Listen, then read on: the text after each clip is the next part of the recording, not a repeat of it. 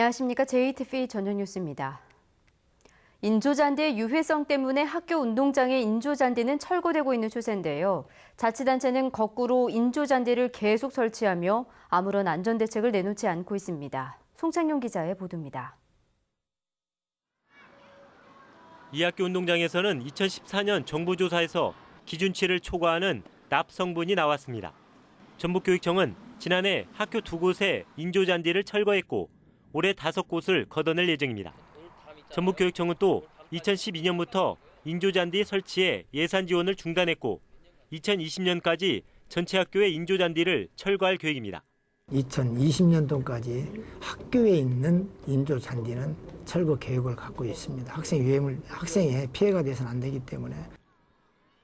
학생들의 건강 피해를 우려해 인조잔디를 없애는 교육청과 달리 자치단체는 오히려 늘리고 있습니다. 자치단체가 관리하는 이 축구장에는 지난 2006년 인조잔디가 설치됐습니다. 10년이 지나자 인조잔디를 걷어내고 올해 5억 원을 들여 다시 인조잔디를 설치할 계획입니다. 인조잔디가 관리하기 쉽다는 이유입니다.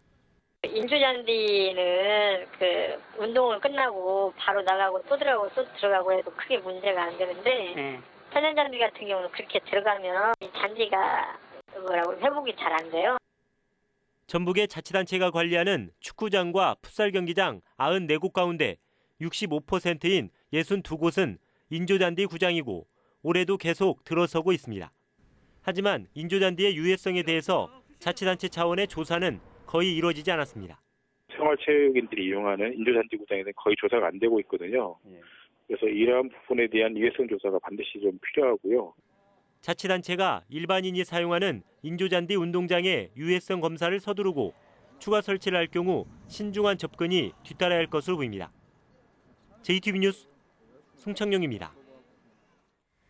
예산 부족에 허덕이고 있는 각급 학교들이 일찍 찾아온 더위에 걱정이 많습니다.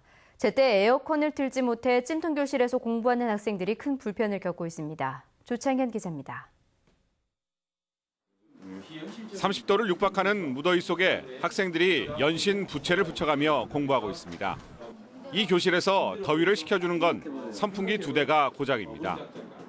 일반 회사나 관공서에서는 이미 냉방기 가동을 시작했지만 대부분의 학교에서는 전기요금 때문에 엄두를 내지 못하고 있습니다. 지열과 태양열을 통해 전기료 부담을 덜고 있는 이 신설학교는 그나마 사정이 나은 편입니다. 저번 주 오후부터 들어 이번 오전부터 들어요. 오후만 들어. 학교에서 에어컨을 가동하면 한 달 전기료가 4,500만 원이 넘습니다.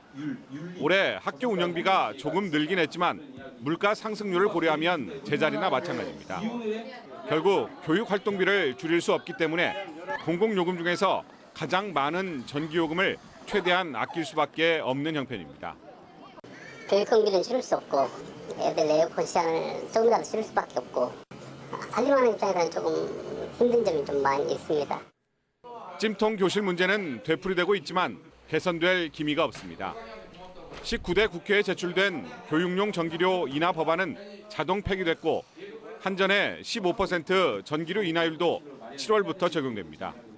이상 고온 현상에 지역교육청의 살림살이는 나아질 여지가 없어 찜통 교실 속 학생들의 힘겨운 여름나기는 올해도 계속될 것으로 보입니다. JTB 뉴스 조창현입니다. 섬을 육지로 바꿀 고군산군도 연결도로가 다음 달 개통을 앞두고 오늘 일반에 공개됐습니다. 이제 차량으로 고군산군도의 아름다운 섬을 다녀올 수 있어 큰 인기를 끌 것으로 보입니다. 하지만 승용차 통행 제한을 해결하는 문제는 큰 과제로 남았습니다.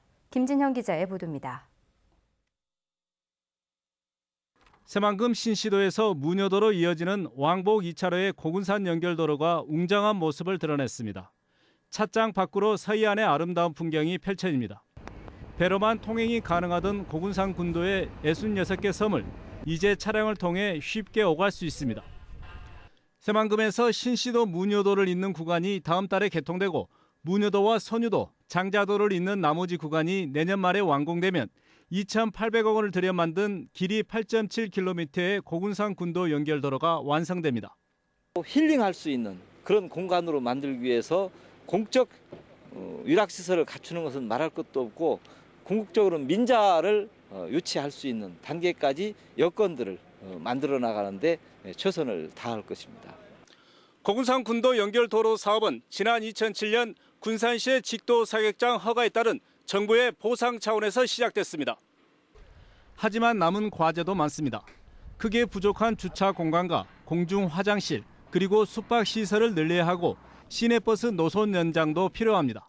이 신시도 입구에다가 엄청나게 넓은 주차장도 만들어 놓고 화장실에서부터 각종 편의시설 그리고 문화의 유산이라고 하는 그런 증표들을 전부 남겨놓는 그런 홍보를 위한 것을 먼저 조성을 해놓고 승용차 통행 제한 여부도 큰 과제입니다.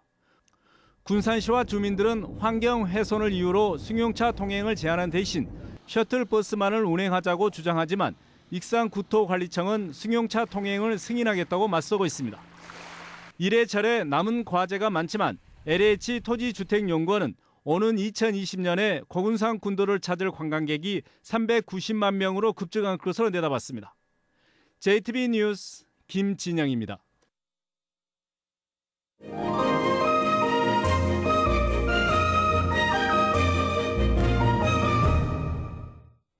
한옥마을의 밤을 달구는 평일 상설 공연이 오는 10월까지 열립니다. 옷으로 그림을 그리는 박지은 전시회와 해마다 시대의 얼굴을 기록해온 자화상전 소식도 준비했습니다. 문화가 소식 하원우 기자입니다.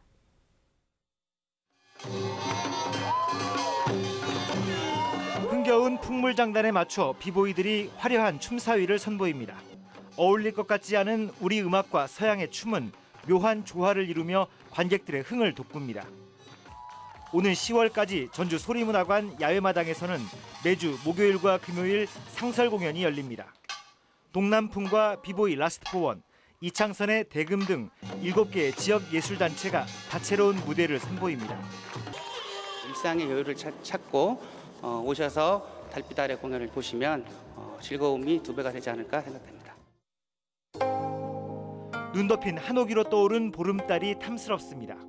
작가 박지은은 옷으로 그림을 그립니다. 삼배 위에 흙을 채우고 옷과 작의 달걀 껍질로 색과 모양을 만들어냅니다. 천연 재료가 색의 깊이를 더해 한국적인 아름다움을 보여줍니다. 옷이라는 재료가 다루기는 어렵지만 광택도 우수하고요. 보존성도 우수하기 때문에 한국적인 소재랑도 잘 어울리고. 헝클어진 머리와 짜증스러운 표정. 화가 조호는 어느 날 아침 거울에 비친 자신의 모습을 화폭에 담았습니다. 세월호 침몰을 지켜보는 화가의 눈에는 분노와 두려움, 절망이 교차합니다.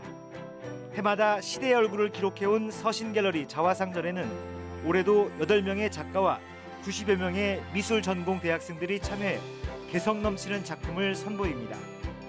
JTB 뉴스 하원호입니다.